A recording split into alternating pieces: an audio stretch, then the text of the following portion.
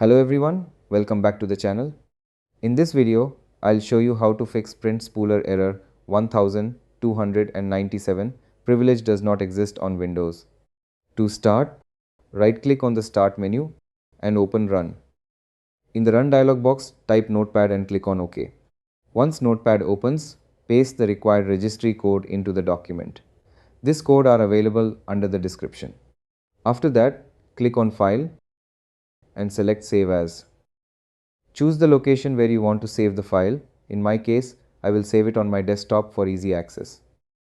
Now enter the file name and make sure to add the .reg extension at the end. Next, go to Save As Type, open the drop-down menu and select all files. Then click Save. After saving, a new registry file will appear on the desktop. Now close Notepad and double-click the newly created registry file.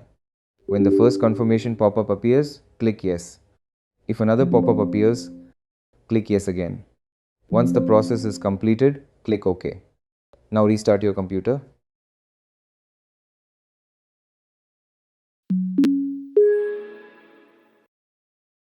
After the restart, the Print Spooler Error 1297 privilege does not exist problem should be fixed. If this video helped you, please like the video, leave a comment and subscribe to the channel for more helpful tutorials. Thanks for watching.